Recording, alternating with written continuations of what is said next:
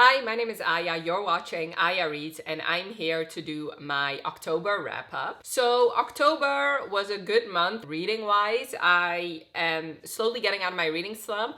That means I have read more books than usual. My page count is still a little bit lower, but that is because I read a lot of novellas. So, let's start with the stats. So, I read 10 books in the month of October, which equals 2,384 pages.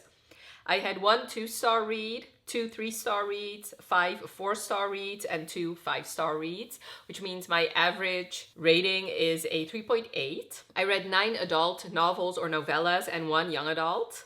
For genres and subgenres, I read 1 sci-fi and I read 2 erotica books, I guess. They were not romances. And then I read 7 romances, and of those 7 romances, 1 was a fantasy romance, 1 was an erotic romance, 1 was a sci-fi romance, 1 was a dark romance, 2 were paranormal romances, and 2 were sports romances.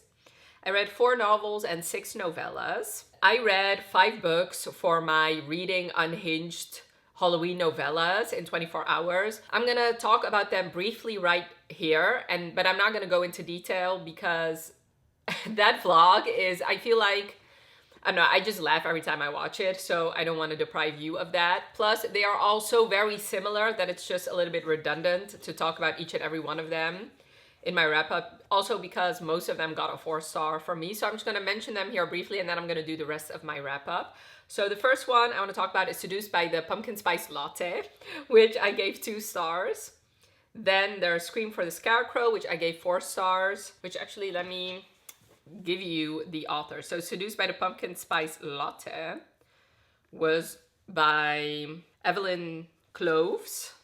Yes. Scream for the Scarecrow is by Violet Taylor, which I gave 4 stars. Jack by Layla Faye, I gave 4 stars. Moonflower by Elira Firethorn, I gave 4 stars. And Riding the Headless Horseman by Molly Likovich, I also gave 4 stars. So the vlog is linked for you if you want to know my in-depth thoughts about these unhinged Halloween novellas. Check that video out. Moving on to the 3-star reads. I had 2 3-star reads. One was The Rivalry by Nikki Sloan. So this is actually a book that I've been looking forward to for a very, very long time. I believe it was in my books I want to read in 2024, or it was in my 5-star predictions video. I was just so very excited about this book because I read a couple books by Nikki Sloan, which I loved. She writes smut scenes very, very well, and I was just looking forward to seeing her writing style in a sports romance. And unfortunately, I gave it 3 stars, which is not that bad, but I just had higher expectations, I guess. So The Rivalry, you follow, I don't know their names, Kayla and Jay, and they meet during a wedding, and her family is a very big Ohio State fan. So her father used to coach the team, her mother is a big fan, she's a cheerleader for the team, and when they agreed to meet up, she realizes that he's a quarterback of their rivaling team, and there's a big rivalry going on, which is Michigan State, I believe. Yeah. So he doesn't really think it's that big a deal. I mean, yes, he doesn't really like Ohio State, but he really likes her, and I believe they're seniors, so they're not gonna be in college forever, and he has other plans, obviously. But for her, it's a very, very big deal. It's like very forbidden romance. Like, she's not at all excited that he's from that team, but they do have this very big chemistry. So eventually she does agree to date, and it's basically that romance. And basically the person standing in their way is Kayla and nobody else. Like, yes, I guess her family is not that thrilled, but at the end of the day, I mean, it's just a rivalry. Like, who cares? And I guess that is my biggest issue I had with this book. It's like, at one point I was like, I'm sorry, just get over yourself. Like, out of all the people in the world, you finally find someone who you have this amazing chemistry with, you really like him, he's a very good guy, and you're not gonna get your happily ever after just because he plays for, like, the opposing team. Like, she constantly, I felt, belittled him and his team, and it was just, like, annoying, childish. But the reason it still got 3 stars is because obviously I do really love Nikki Sloan's writing style. The sex scenes were amazing. Jay was perfect in my opinion.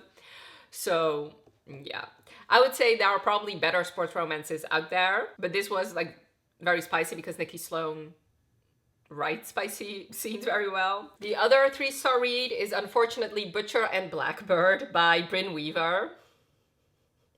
You don't know how sad this makes me, because this was obviously a book that was very, very, very hyped last year. It was in a lot of people's favorite books they read last year, and I'm pretty sure the sequel is going to make it in the Goodreads Choice Awards. That's the reason why I read it right now.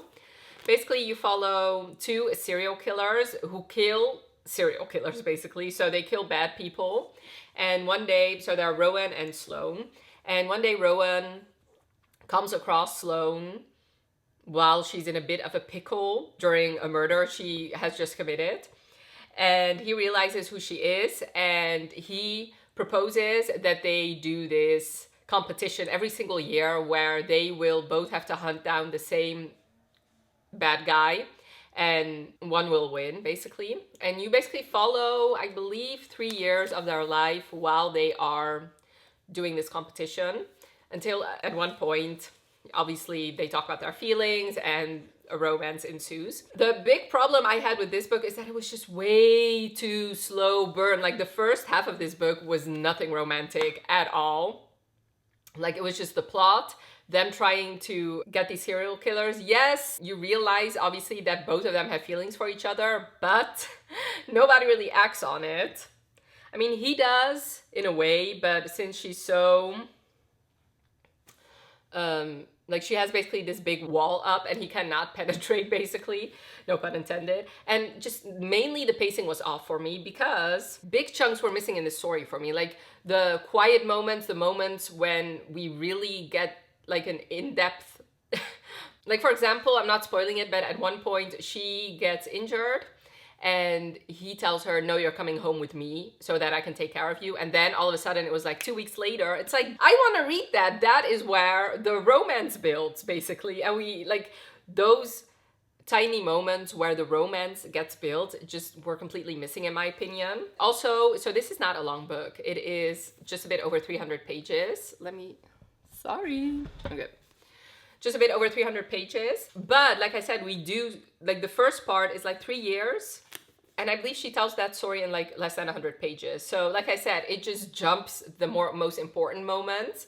I feel like we only got surface level stuff in the beginning. So my main thing with this is I feel like it just lacked a little bit of depth. And ultimately, I guess that is my biggest problem with this book, is I feel like a dark romance and a rom-com don't really mix well, because both of them had some pretty dark pasts, which is one of the reasons why they did what they did, you know, why they became serial killers.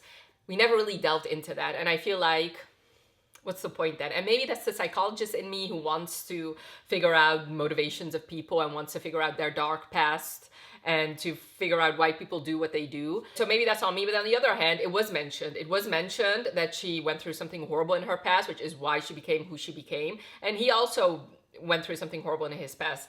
And both of those things were just briefly mentioned, and then we just passed over it and we just moved on with our lives. And I just feel like then you shouldn't have mentioned it, is my opinion. Like, if you want to make it a rom-com and you want to say, like, give it some sort of reasoning, okay, then give one that is not as heavy as what they had in their pasts. If you're going to mention the things they went through, then I want you to delve into it and not just move on very quickly. So yeah, I feel like overall it lacked depth in the character motivations. It lacked depth in the romance. But like I said, a lot of people love it. It has a very high average rating, a 4.06. Only 17% feels the same way that I do. More than 200,000 people have given it either a 5 or a 4 star. So don't let me deter you. If you're interested in this book, I would say pick it up, because obviously more people love it than don't. And I still liked it. It was 3 stars. I would recommend it. In fact, the sex scenes in here were very, very hot. So Brynne Weaver does really know how to write some smutty scenes. I do think she has written more like serial killer romances. I feel like her more indie ones, the less rom-com-y ones, are going to be more up my speed. I had one 4-star read, which was 6 Scorched Roses by Crystal Broadbent. So this was the novella in the Nyaxia series. I am not well prepared at all. I'm sorry. Okay, 6 Scorched Roses. So this one you're supposed to read in between The Serpent and the Wings of Night and The Ashes and the Star-Cursed King. Right now I'm reading The Ashes and the Star-Cursed King, so I read this one before reading the second one. like I said. So this is a novella set in this world, and you follow a girl named Lilith, and she's basically been dying since the day she's been born, and her father cursed a god, and now the god has cursed their land, meaning there's a lot of death and decay, and she wants to do something about it. So she decides to go to this vampire living in their town to make a bargain with him, because she's also a scientist and she thinks vampire blood could be the cure for the disease that is going on in their town. And she tells him that she'll give him these 6 roses in exchange for his blood, basically. So every couple months they meet up, she gives him a rose, he gives her his blood, and eventually it's their romance. So the vampire's name is Vale, and he is a character in the second book. That's why you're supposed to read this one before that one. I thought it was good. I don't really have a whole lot to say, because first of all, when I was reading it, I was still in I was slowly getting out of my reading slump. This one I read when I was on vacation in Crete. There were also some personal things going on, so I don't really feel like I took a lot of this book, and it just left my brain a little bit as I'm talking to you about it. And I have read Carissa Broadbent before, so I do know that I really love her writing style. She writes amazing. Some of her sentences are just mesmerizing. But I don't know. I don't know if it was because it's a novella or because Carissa Broadbent is not that good at setting up a romance, because I also was not that impressed with the romance in Serpent and the Wings of Night. This is just not a romance that's going to stick with me, but it was a quick fantasy romance. And you can read this, honestly, if you have not read The Serpent and the Wings of Night, and if you want a taste of what her writing style is like, I would recommend this one. And it just passed the time, and it's, like I said, it's less than 200 pages. So yeah, and like I said, her writing style is beautiful. Now for my 5-star reads, I had 2, and both of them I loved very much. So the first one is Gemina, which is the second book in the Illuminae Files series by Jay Kristoff and Amy Kaufman. And this is the first time I read this one, actually. So basically, Illuminae I read in 2016. I only read it physically. I didn't listen to the audiobook, so I liked it, but it was never my favorite. I obviously didn't continue on with this series, even though I have owned this one for a while. And then when I was still in my reading slump, obviously you hear a lot about Illuminae and the fact that it's mixed media, and the audiobook has been praised to the ends of the world. So I figured maybe it will get me out of my reading slump, and it actually helped a lot. So once I finished it, I wanted to do nothing else but continue on with the series, which is what I did. So basically, I read this one and listened to the audiobook. So like I said, it has mixed media. So there's this. The main character in this one draws. So there are beautiful drawings in here, which I believe Marie Lu drew them, which is just beautiful. Let me see if I can. Now, obviously, when you're looking for something, you cannot find it. Let me see. Yeah. Look at that. That's so cute. So basically in this book, you follow the daughter of the president. No, not the president. This takes place at the jump station Heimdall in this world, this sci-fi world. And Hannah is the daughter of the captain of the station. So she's very pampered. And you follow Nick, who is basically a part of the mafia in this world. And there's something going on. So this takes place right after the events of Illuminae, so I cannot really tell you a whole lot about it, but things are happening, there's dangers involved, and basically Hannah and Nick are responsible for saving everybody. And Katie and Ezra from the first book eventually also make an appearance, and I believe the third book follows all 4 of them, which I'm very excited about. This one, it's just, you fly through it, even though it's over 600 pages, because the audiobook is so amazing, and it's all mixed media, you just fly through it. And like I said, this, if you're looking for a book to get you out of your reading slump, or a series to get you out of your reading slump, I would say pick these up. Because whether or not you're a young adult reader, or whether or not, I obviously really love romance, but even the romance in here was very, very good. Obviously, it's a young adult book, so there's no really any spice in here, but you don't really miss it, in my opinion, because I was just flying through it because I wanted to know what's going on. And like I said, the audiobook and sound effects, and just anytime I flipped the page, I was like, okay, so what kind of mixed media am I getting now? So this was amazing, and I would highly recommend it. 5 stars, obviously, and I cannot wait to read Obsidio. I actually ordered it because these hardcovers are not available anymore, but I found a secondhand website, And I actually ordered it already and it never showed up. So I ordered it again. Hopefully it will show up soon. But I don't think I can get to it in November. So hopefully I definitely want to finish this series before the end of the year. So December it is. And last but most certainly not least, my favorite book I read this month was The Striker by Ana Huang. So this one I actually did an entire reading vlog for. It's non-spoilery, so I'll leave it linked for you if you want more of my in-depth thoughts. But yeah, it was my favorite book I read this month, and it might actually be one of my favorites I read this year. So basically this is Ana Huang's first ever sports romance, which sports romances are my favorite genre. And Ana Huang is one of my favorite authors, so I had high hopes and she did not disappoint.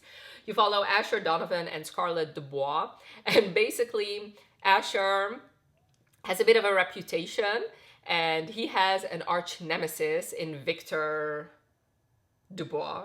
Victor, right? Oh, Vincent, sorry, Vincent Dubois. Basically, they used to be rivals, but now they're teammates. But they've not been playing well together. So their coach is sick and tired of their bullshit and sends them off to like this ballet studio where they will learn ballet. And apparently ballet helps footballers or soccer players in their like techniques, I guess. So when he gets there, he immediately is intrigued by the ballet teacher until he finds out that it's actually Vincent's sister. So now she's off limits. But since they spend so much time together and he is he finds her very attractive and smart and everything, he flirts with her a lot and she's trying to keep him at a distance, obviously because of loyalty towards her brother. But eventually she cannot resist and it's their romance. And I just loved it so much. I thought Asher is literally one of the perfect men out there, like the unicorns. He was so sweet, thoughtful. She deals with chronic pain and the things he does to accommodate her and like he doesn't even have to think about it, just melted my heart. And this I felt like, so I tend to have issues where wealth is very, very much flashed, which is one of the reasons, like, I haven't given all of her books 5 stars, and the books that I have given less than 5 stars are usually the books where the hero throws money around in like every other scene. I don't really like that because there's no stakes in that. I liked in this book that yes, obviously Asher was rich, and yes, sometimes they did things that only the rich can do, but more often than not, it was the quiet moments where they were just sitting in his house or they were spending time in her small apartment that I really loved. So I like the balance in here between like normal moments between them and then rich, extravagant things that obviously he can afford to do because he's one of the most famous footballers in the world. I just loved it so much. I am very much looking forward to reading the rest of the series because I do think, so I've never given her series 5 stars across the board. I do think her sports romance series will be the one that will finally do it for me, where I will give every one of them 5 stars. But, well, I mean, obviously I don't know yet, but since I prefer sports romance over billionaire romance, it would make sense. But I really loved it. I would say if you've not read it yet, I would highly recommend it. And if you want more of my in-depth thoughts, check out my vlog. So those were the books I read in the month of October. November is going to be an interesting month, obviously, and I have to read a lot because of the Goodreads Choice Awards. I already have taken like a week off specifically for the Goodreads Choice Awards. So the plan is to read the top 20 in the Goodreads Choice Awards in the romance category. So that's going to be a big and long video. So please check that out once it's available for you. I will also do a reaction video to the Goodreads Choice Awards, which if my calculations are correct, it's going to be on November 12th. And then there's going to be some big releases that I really want to read. The Courting of Crystal Keats and Songbird and the Heart of Stone. So those are the biggest videos I think that are coming up. So yeah, I really hope you enjoyed this video. Definitely let me know in the comments below what your favorite book was that you read this month. And if you're down there, leave me a soccer or football emoji. And I really hope you enjoyed this video. Definitely let me know by leaving a like if you did. And thank you so much for watching. Have a wonderful rest of your day and I'll talk to you later. Bye.